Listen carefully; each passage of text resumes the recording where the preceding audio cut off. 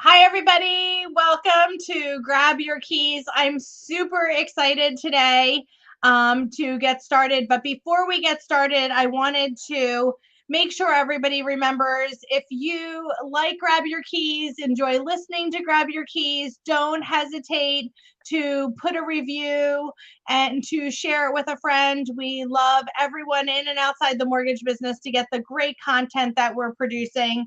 So, share, like, review, and I'm super excited today to introduce Melissa Langsdale to us at Grab Your Keys. She's a great friend and member of the Mortgage Collaborative. But besides that, she's an executive. She's a strategy executive. She's a visionary. She's a visionary leader. She's surface focused mentor and coach. And I'm super excited to hear all of your wisdom today, Melissa. So welcome to Grab Your Keys. Thank you so much for having me. I'm super excited to be here and just so grateful for the opportunity to spend with you and your audience. So let's get started. Like, how did you get started in the mortgage business? Oh my goodness.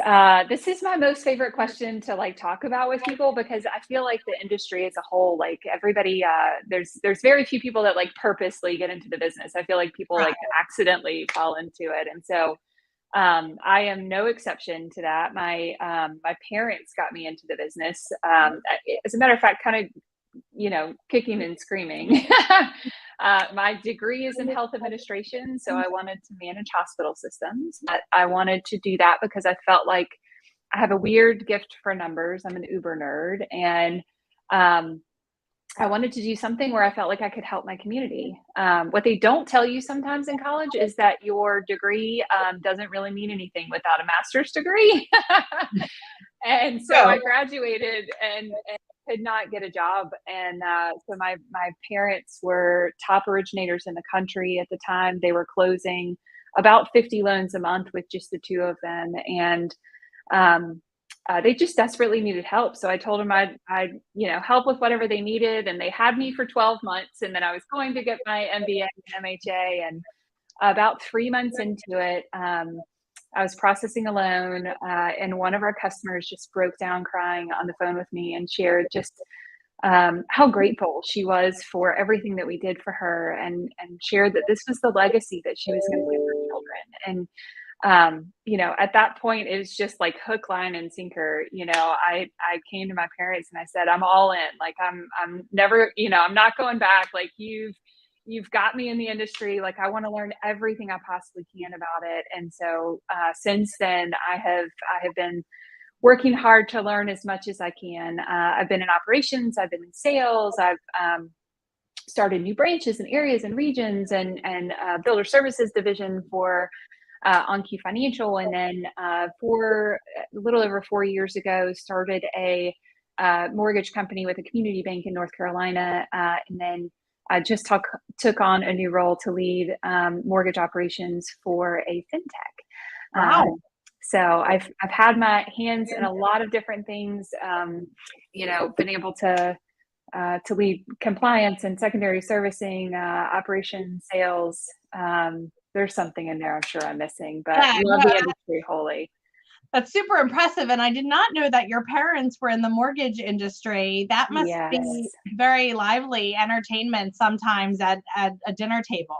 Yes, I was a little nervous. My husband was not going to marry me after spending as much time with my parents and but it's because we would talk shop all the time. We would go out to dinner with just the four of us, and inevitably three of us would be talking about the industry the entire time. Just because it kind of pulls you in. Yeah, it does definitely pull you in. So I know that if I asked your parents what their three keys would be different of what your three keys are, what are your three keys to being successful? And you've been so uber successful during your career. First, I would say curiosity. Constantly being curious about how things can be better, about how you can make a bigger impact on the people around you, about how you can do more with your time, with your energy, with your focus. So being curious. The second one is relentless pursuit.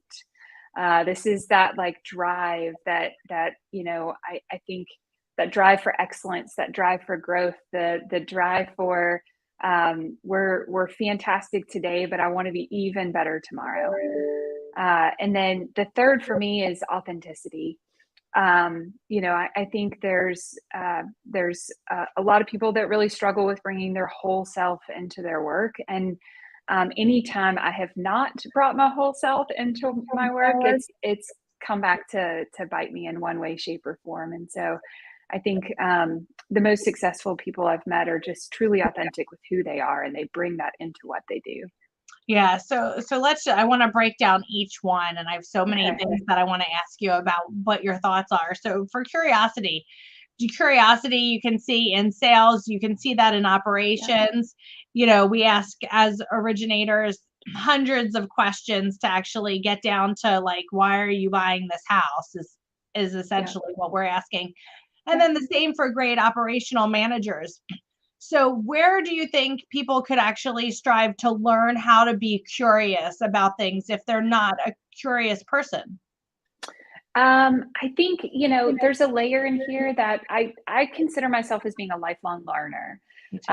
And so I think it really is just about recognizing the opportunities around you and having some self-awareness of where you may either need to grow from a knowledge perspective or skill perspective, or where you feel like you can make a difference in what's around you, right? Like in our world, we're curious about how to change the industry, right? The fintech world is very much focused on that, and so we ask questions all the time, every day. And so, what I Yeah. would say is having that self awareness and being able to kind of um, recognize and recognize where you may need to grow, and then not being scared about asking the questions. Yeah, that's so important to not be scared, and that would kind of lead me right into like relentlessly pursuing anything you want to, relentlessly pursuing excellence, relentlessly pursuing the customer, relentlessly pursuing better technology, relentless pursuing, anything. That's just so great. How would you suggest people, trigger that in themselves to like relentlessly pursue being educated, relentlessly pursuing how do you trigger that?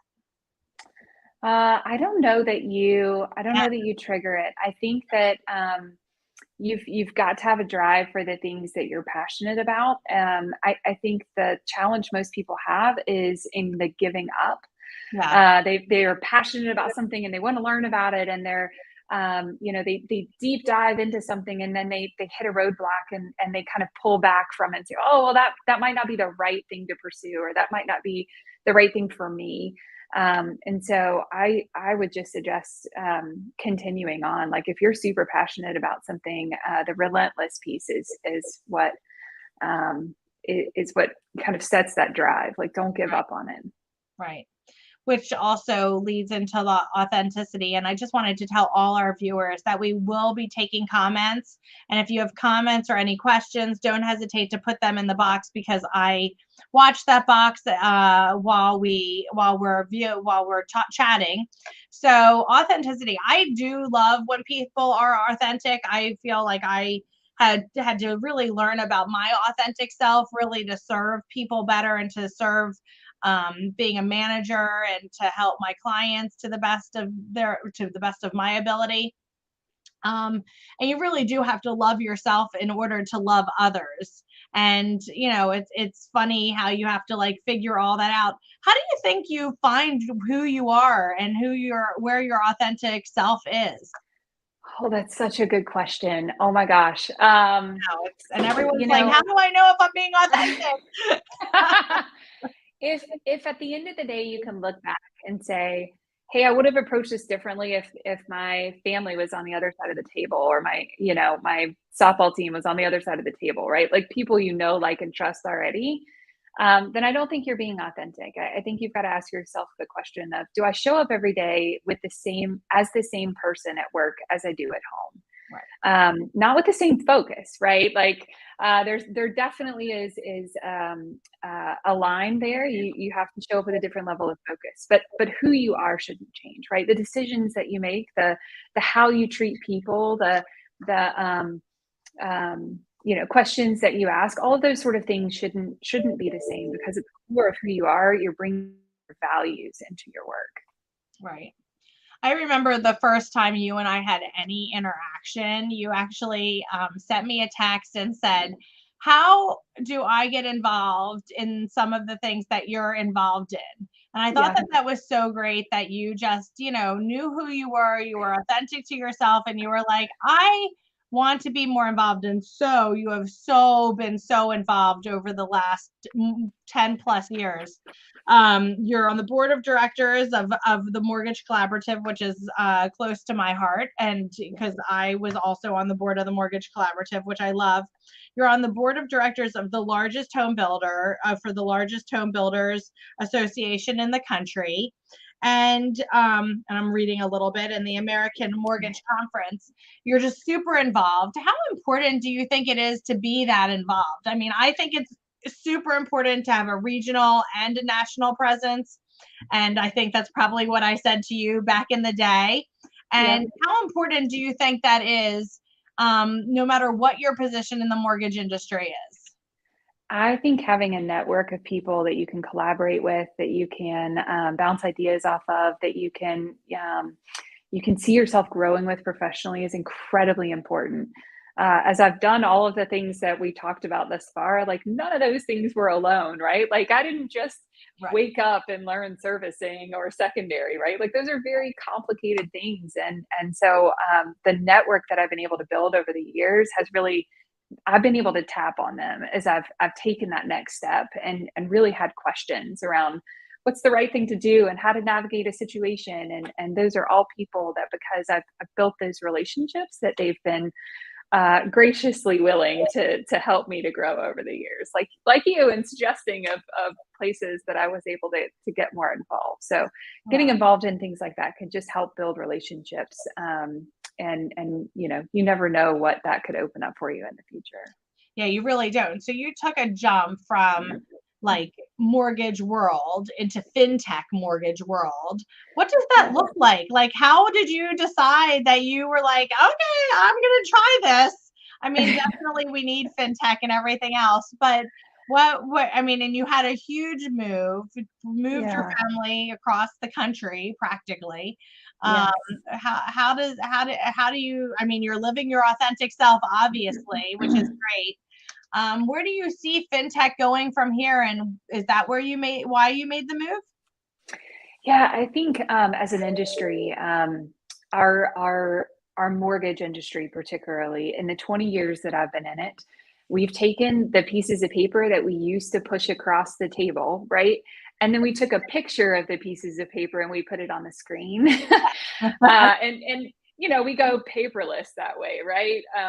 But our industry is still like dealing in the actual paper. It's just an image of the paper. And really, as an industry, I think we have a tremendous opportunity to grow and deal in data instead. And so there's a lot of things that I feel like our industry can grow into, and that was just one of them. So the reason I joined Tomo is because our visions are so much alike. I'm super passionate about the customer experience, and had the opportunity, as I was partnering with the community bank in North Carolina, that we had an on-time closing guarantee, and that's at the heart of who Tomo is too. And so I think the last time I checked, it was 98 or 99% of our loans close on time, which is tremendous for the industry. And so I'm super proud of everything that we're building, and excited for some of the things that will be released soon. Yeah, I can't wait to hear more. So a couple people have asked questions like, how can you become someone's client? How can you become someone's clients can grow to know you, like you, and trust you? How can you become someone's client and become to know, like, and trust? Yeah. Oh my gosh. The bridge between know, like, and trust it can be a pretty big bridge, right? And you know this, Sue, right? it's something that just takes time and takes building the relationship. I think the things that have shortened that bridge for me is to find out the things with who you're meeting that are really valuable to them, and seek ways to add value to their world, so that they can see that they can trust you with sharing either parts of their business or um, uh, referrals, in some case. So I I would always seek to add value would be my suggestion, but that bridge can be big. It just sometimes takes time to build relationships. It does, and it also can be really quick at the same time. I was on the telephone with a for sale by owner. I was calling the seller today for a client of mine, and I tried to ask specific questions so I could find out the most about them. Like, do you care about the person who you're selling the house to? Yeah. And then I found out that they were moving across the street, and then I found out that they had a 19-year-old and I have a 19-year-old. So the more you can have commonalities with someone, the Yep. better, which is so important, because that's the premise of people knowing, liking, and trusting you. So, Absolutely. Melissa, who do you admire? Oh, I my parents introduced me to the industry. They have to be on that list. Mhm. Um, had the pleasure of meeting and interviewing Sandra Thompson earlier this year. She totally is on that list. Right. Um, and then the founders of our company, when I think about everything that they've been able to accomplish and their backgrounds, I have to put them on the list as well. Absolutely. So another question that came in is, do you think you would have found your way to the mortgage industry if your parents hadn't introduced you? Heck no. Yeah. Like, there's no chance I would have seen this coming. Yeah. Yeah. Were you going in a different way in a different industry? Yeah. Healthcare. Like, I Oh, really wanted to manage thank hospital God the mortgage systems. industry found you. Yeah. Yeah. So do you think you would have continued to pursue that healthcare? I mean, if you weren't, or have you learned now, if you weren't in the mortgage industry, what industry would you be in, do you think? It's the only one I can think of, just because that's just where my head was coming out of college. But I don't know. I love this industry so much. Like, it's so hard for me to imagine like where I would be without the mortgage industry. Yeah, I know, because you're passionate about it and you I love it, am. I which am. is great. Tell us a little bit about your family and what you like to do in your spare time. I have 11-year-old twin boys. I have an amazing husband that is my rock. We're going on 20 years of being married, and we love to golf. Love to do family games. We on Friday nights order pizza and do family games like board games and card games Fun. and all the things.